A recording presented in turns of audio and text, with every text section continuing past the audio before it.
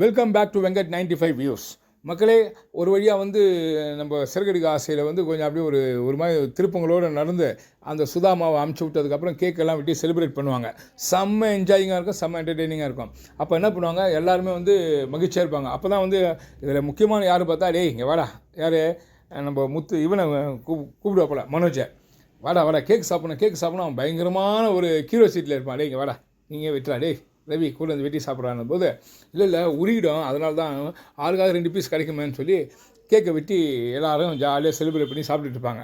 அப்போ என்ன பண்ணுவான் ரவி, சரி ஓகே, இப்போ வந்து ஒவ்வொருத்தரை பற்றி நம்ம முத்துக்கும் மீனா அண்ணியை பற்றியும் ஒரு சில வார்த்தைகள் பேசுங்க அப்படின்னும் போது ஒவ்வொருத்தரும் பேசுவாங்க.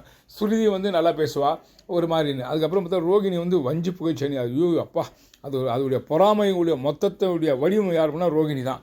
அப்படியே பேசுவாங்க. இதுக்கு முன்னாடி முக்கியமான ஆள் யாருன்னா நம்ம மனுஜை பேசுகிறேன், டேய் உனக்கு கல்யாணம் ஆனதே வந்து என்னால் தான்டா, இல்லைன்னா உனக்குலாம் யாரா பொண்ணு கொடுப்பா அப்படின்ற மாதிரி அவன் தான் சொன்ன ஒரு இன்னசென்ட் கலந்த மாதிரி பேசுவான்ல மனோஜ். அப்படியே ஒரு மாதிரி எல்லாருக்கும் ஒரு மாதிரி ஆகிடும். ஆமாம், நான் வந்து கல்யாணம் பண்ணலைன்னா உனக்கு எப்படி கல்யாணம் நடந்திருக்குன்ற மாதிரி பேசுவான். ஆக மொத்தம் ஏதோ நடந்துச்சு, போ ஜாலியாக ஹாப்பி ஆனிவர்சரி அப்படின்னு சொல்லி வச்சுட்டு மறுபடியும் சாப்பிட்றத ஆரம்பிச்சிடுவான். ரோகிணி வந்து ஒரு மாதிரி நெக்கலாக பேசி நையாண்டி வேலை பண்ணோம். இதெல்லாம் இவன் பார்த்துட்டு இருப்பான், யாரும் முத்துவோம்.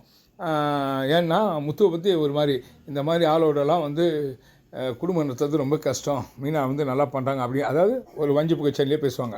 ஸோ அது முடிஞ்சிடும். அப்புறம் விஜயம்மா கேட்க சொல்லும் போது, விஜயம்மா இவங்க ஜாடிக்கேற்ற மூடி, ஆக்சுவலி எவ்வளோ நையாண்டி பண்ணமோ அது அவ்வளோ வேலை வந்து பேசுவாங்க. ஆனால் அந்த அம்மா பேசுனதெல்லாம் முத்துக்கோ மீனாக்கோ ஃபேவராக முடியும்.